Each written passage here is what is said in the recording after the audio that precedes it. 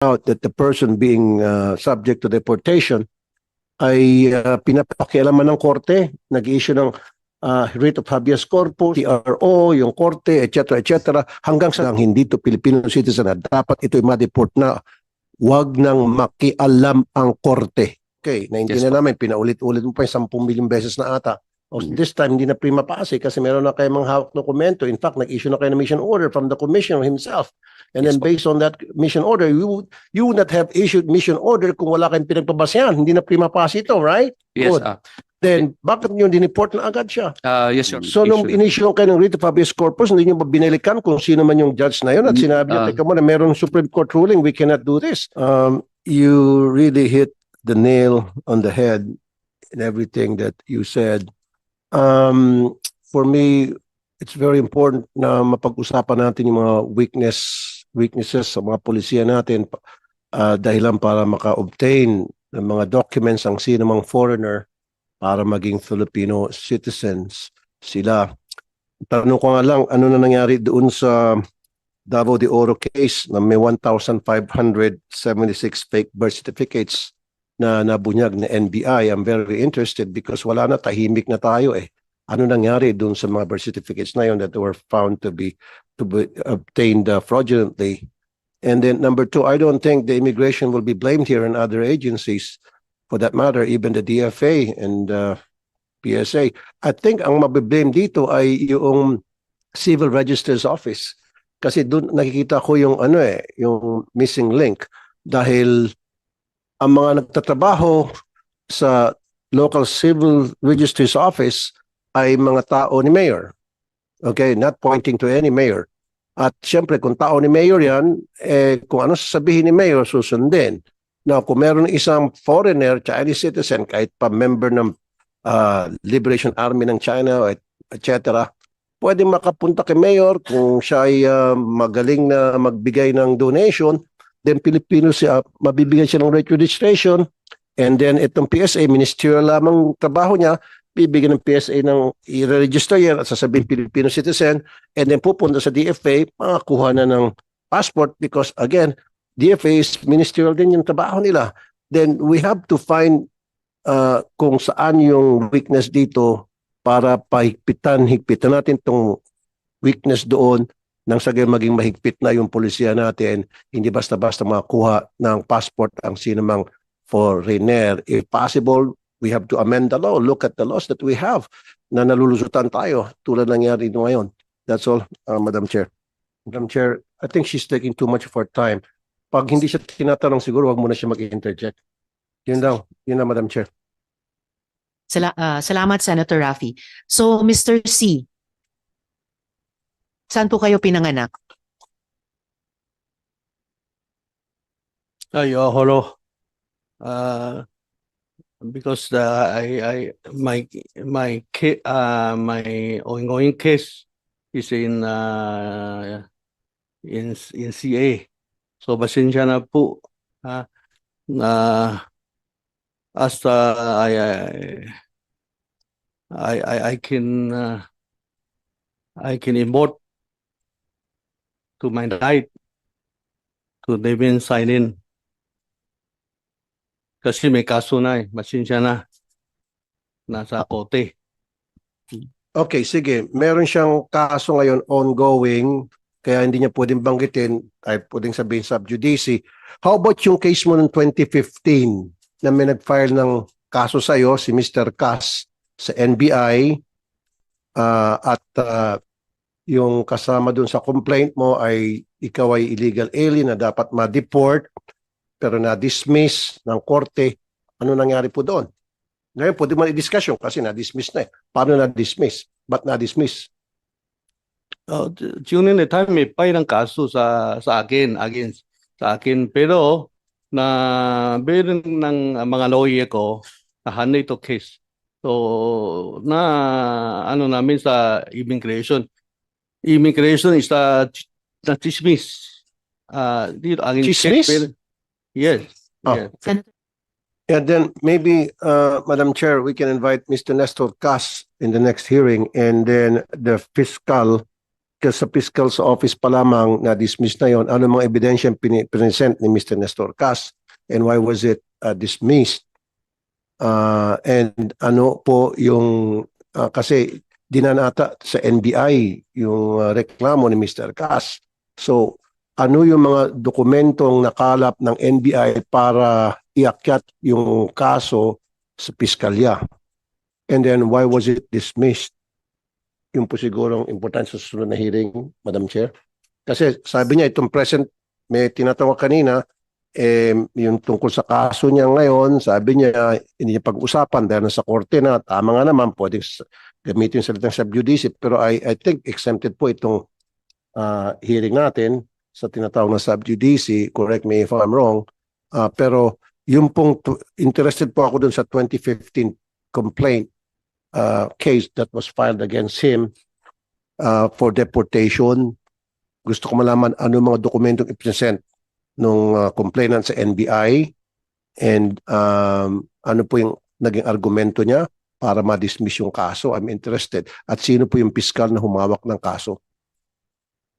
So, just for clarity, minded po ang Senado about that sub judice rule, and there have been times naman, Senator Raffy, na medyo tinest natin yung limits doon bilang separate and co-equal branch of government while showing interparliamentary courtesy sa judiciary. So Mr. C, pwede nyo bang sagutin yung mga tanong ni Senator Raffy Tulfo tungkol sa nauna ninyong kaso noong 2015? Your Honor, sa totoo, ako is a businessman ako. Hindi naman ako lawyer. So, ito yung mga nangyari dito. Meron ako lawyer dito, yung na alam ito kaso. Pwede sila ma-explain sandali lang. I'm sorry, Mr. C. Hindi po pwedeng magsalita. Sir, do not interrupt po the chair. Hindi po pwedeng sumagot sa hearing ang abogado, gaya ng pag-usapan namin ni Attorney Malyonga kanina. Kayo lamang po ang pwedeng sumagot o di sumagot. So, pwede nyo bang sagutin? Kaya nyo bang sagutin ang mga tanong ni Senator Raffy? Sa akin lang, basta yung during the time, may ganun sa akin, pero meron kami na yung mga papeles issue by government is original. Lahat ng papeles ko. Pero, siyempre, ipay namin ng sa legal advice ko sa kaso na granted na dismiss sa mga government agency. Kaya, yan ang kanako, yan talaga kakabitin namin, na yan talaga digad ng papel. I'm sorry, Madam Chair, Chair, lumalay yung sagot niya. Siguro, we can ask the NBI to answer my question. Kasi itong si Mr. Nestor Cas, I've heard, pumunta sa NBI at nagpresenta ng mga dokumento para patunayan na illegal alien siya, hindi tama yung mga dokumentong present niya sa immigration. That's why you should be subject to deportation. And lo and behold, na-dismiss yung kaso against him. So, kalkalin natin sa NBI kung ano yung mga dokumento presenta ni Mr. Cas back then and why was it dismissed. Unfortunately, Senator Raffy, wala po dito ngayong araw ang NBI.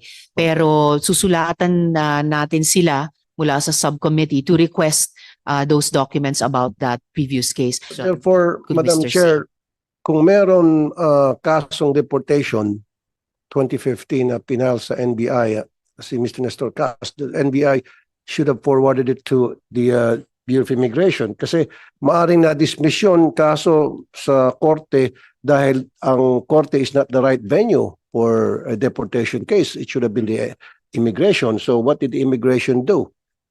Blacklist ba nila kasi nakalabas siya ng Pilipinas at may complaint against him for deportation? Sana naka-blacklist siya at hindi na siya nakapasok. Magandang umaga po, Madam Senator and Senator Raffy Tulfo. Magandang umaga po sa inyo lahat. Maraming pong salamat sa opportunity to address this matter. As a matter of fact, Honorable Senators, on February 26, 2015, there was a dismissal made by the Bureau of Immigration of the first deportation case. But base po sa desisyon ng BI noon at base po sa desisyon ng ibang ahensya po ng gobyerno, ang basehan po nila ng pag-dismiss is may presumption lang po ng pagiging citizen niya dahil po dun sa mga pinisintang ebidensya.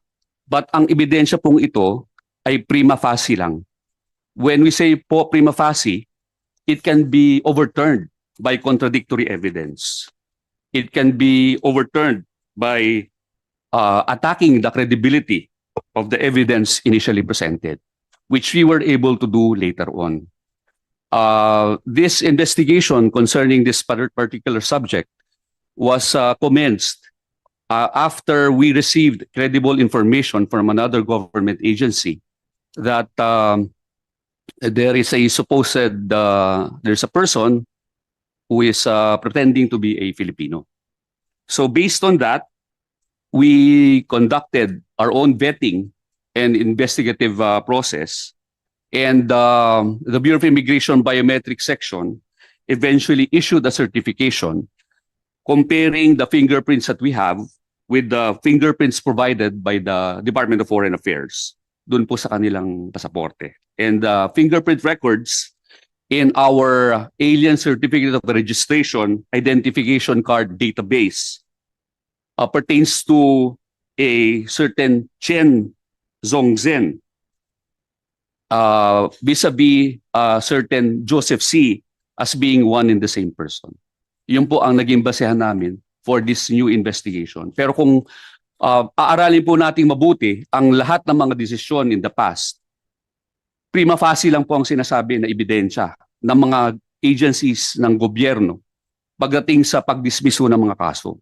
Pero as the Honorable Committee, the Honorable Senators might very well know, prima facie evidence can be contradicted by credible evidence which we have. Salamat, Commissioner Viado. And as of today, ganun pa rin po yung sitwasyon na yung mga fingerprints ni Joseph Cuesi ay nagmamatch, may certificate na one and the same person sila kay Chen Zongzhen na fingerprints Yes din. po, Madam Sen. Okay, salamat, Commissioner Viado. We'll return to that in a bit. So kung if that's okay already, okay, Senator Raffy, and then I'll continue my questions to Mr. C. kung po ninyo na dalawa yung kanyang passport, dalawa yung kanyang pangalan, ano pong ginawa ng immigration? Base po doon, Honorable Senator Tulfo, yun nga po, nag-conduct po kami ng investigation. And in the works din po is we're going to ask for the cancellation of the passport. Hindi nyo ginawan siya ng mission order na to deport based on those sabi nyo sa findings ninyo na dalawa ang passport niya, dalawa ang fingerprints niya, tapos Chinese and then Filipino citizen, etc. Right there and then, you could have done your own investigation and decision and Yes, deport him outright. Yes, sir. Based on the investigation po, noong August 18, 2025, nag-issue po ang Office of the Commissioner ng mission order. Based on this mission order, nagkaroon po ng pag-aresto kay Chen Zongzhen noong August 21, Your Honor. Na-intercept po namin siya sa NAIA Terminal 3 for in flagrante misrepresenting himself as a Filipino citizen, being an undesirable alien, and for violating the terms and conditions of his stay here in the Philippines. Yun po, Your Honor. Last na naman po, Madam Chair. Okay, in that case, bakit hindi niyo po siya dineport na and then blacklist para hindi siya makapasok? Kasi nandiyan na sa inyo. Kasi kanina prima facie, okay. Naintindihan namin, pinaulit-ulit mo pa yung 10 milyong beses na ata. This time, hindi na prima facie kasi meron na kayo mga hawak dokumento. In fact, nag-issue na kayo ng mission order from the commissioner himself. And then based on that mission order, you would not have issued mission order kung wala kayong pinagpabasyan. Hindi na prima facie ito, right? Yes, Good. Then, bakit nyo dineport na agad siya? yes, Your Honor. And then blacklist para hindi siya makabalik? Dumaan po sa proseso po namin. So, nung August 22, 2025 po, si Chen Zongzhen underwent inquest proceedings before the legal division. Base po dun sa naging resulta ng inquest proceedings, ang legal division po namin charged Mr. Chen for deportation under Commonwealth Act 613, Section 37A9, in relation to Section 45E as a foreign national, misrepresenting himself to be a Filipino citizen and being an undesirable alien. Meron po kaming nakita na badges of fraud pagdating po dito sa Was he deported? ongoing pa po yung proceedings, Your Honor. Bakit then, ba't pinapatagal? Napag-abutan na po kami nung court proceedings po, Your Honor. Thank you, Madam Chair. Salamat, Senator Raffy. So, Mr. C, saan naman po kayo lumaki?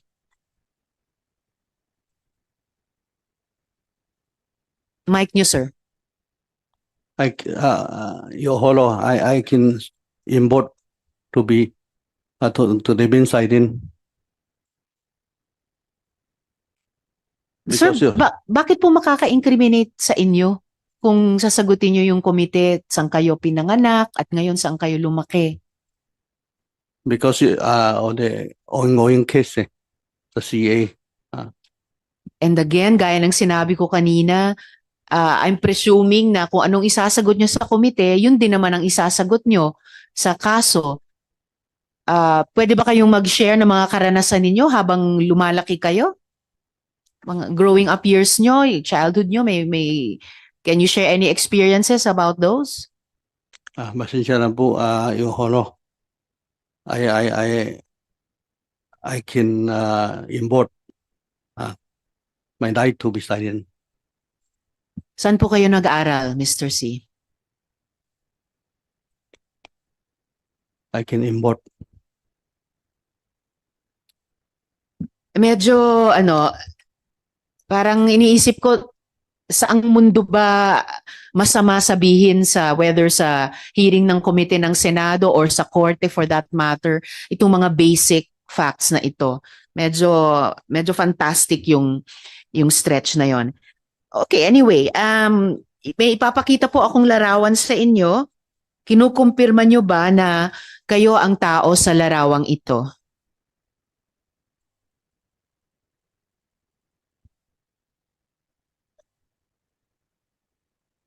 Kayo ba yan, Mr. C?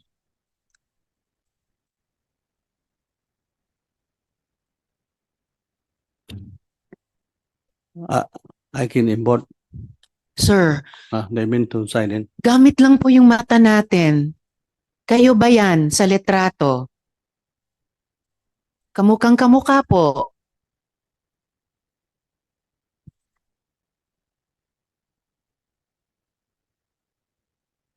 Yeah, maganda yung sinabi ng Bureau of Immigration and nakita ko doon sa ilang mga document presented here na he was found out to be not a Filipino citizen, right? Yes po, Your Honor. So, in fact, nag-issue na kayo ng deportation, mission order for Mission this order po, Your Honor. guy to be deported. Nakialam yung korte. So maybe merong batas tayong i-repeal o i-amend, Madam Chair, na once na dineklara na ng agency tulad ng immigration because they have the expertise to determine the documents being presented against this person, then sila lang po dapat ang may karapatan na magpa-deport at wala ng korte man na pwede nang makialam pa. I think that law, if we have that law or amend that law and bisitahin yung batas na yan, na hindi na pwedeng pakialaman ng korte. Well noted, Senator Raffy. For consideration, maisama sa ating draft committee report, hindi lang in terms of findings but recommendations Kasi, sa amendment ng batas. kasi Madam Chair, many instances na I've noticed and I've heard na yung immigration, they are trying to do their job and they have all the pieces of evidence that will point out that the person being subject to deportation ay pinapakialaman ng korte, nag-issue ng writ of habeas corpus, nag-issue ng TRO, yung korte, etc., hanggang sa nakakalabas yung tao na naging inutil ang immigration doon sa kanilang trabaho. So maybe we have to come up with a law to that effect na once na nakita ng immigration with a solid evidence or pieces of evidence na talagang hindi to Filipino citizen na dapat ito'y ma-deport na, wag nang makialam ang korte. Thank you, Madam Chair. Salamat, Senator Raffy. Na nakalap din namin mula sa ibang ahensya ng gobyerno. At gaya ho na nasabi ko, yun pong available ho sa aming records, Your Honor. Madam Chair, pwede mo kasi... Yes, Senator Raffy. Thank you, Madam Chair. Thank you so much. Okay. Now, anong mga dokumentong presenta sa ninyo sa korte at presenta ng kampo ni Mr. C para ma-issuean siya ng habeas corpus, writ of habeas corpus recently? Honor, if I may ask for the assistance also of the OSG, who is the counsel in our case, Your Honor. Who will speak for OSG? Assistant Thank you very Solgen much Panga. po. Yes, good Yes, morning. please address the question of Senator Raffy. Good morning, Your Honors. Your Honors, the petitioner, Joseph C. submitted an application for habeas corpus. He submitted documents there. When the matter was referred to our office, it was at the time when the immigration already filed a notice of appeal. We became counsel for the BI when we filed submissions in the RTC, thinking at the time it was still with the RTC, but we learned that it was already appealed to the CA.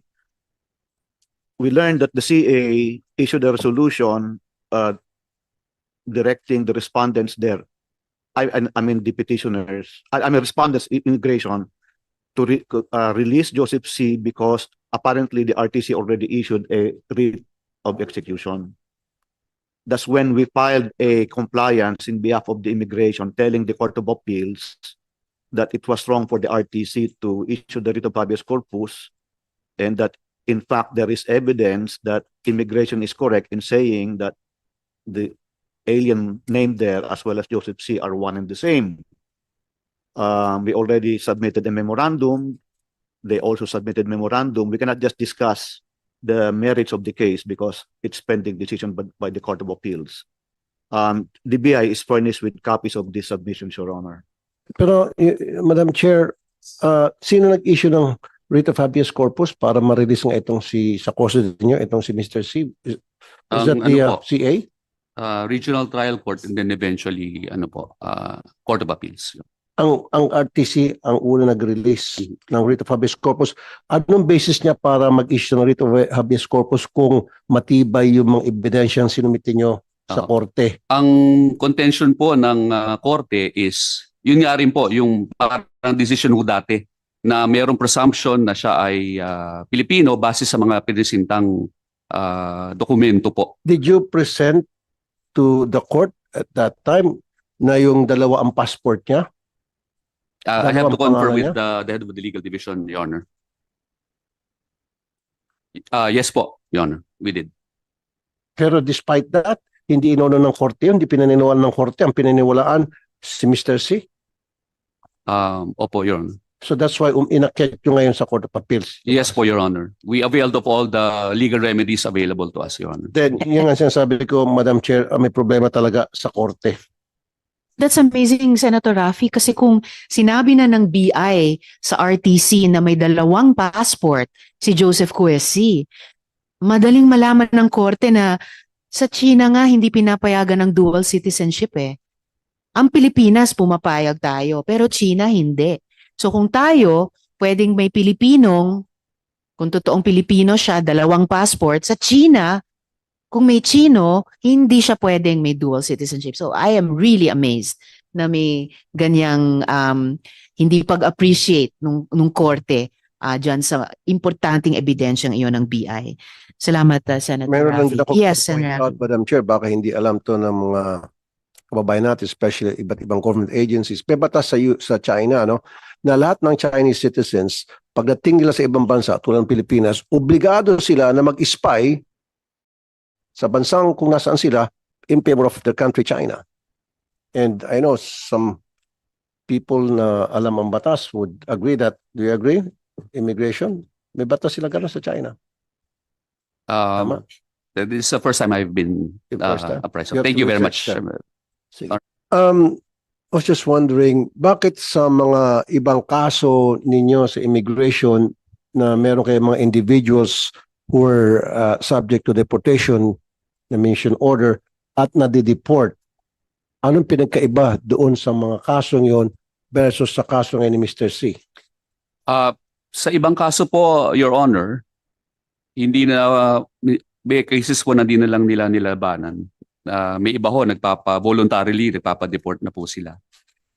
Meron naman ho na lalabanan nila but hindi naman magpa-file ng habeas corpus. In this case, ang kaibahan ho, nag-file po sila sa korte ng habeas corpus. Is this the first time ever na nagkaroon kayo ng ganitong klaseng korte na nilabanan kayo, na dinala sa korte, nilabanan kayo at narilisan ng writ of habeas corpus ang immigration? Is this the first time o nangyari na before sa previous cases? Sir Tulfo, that's a very good point po. Actually, in the past, nung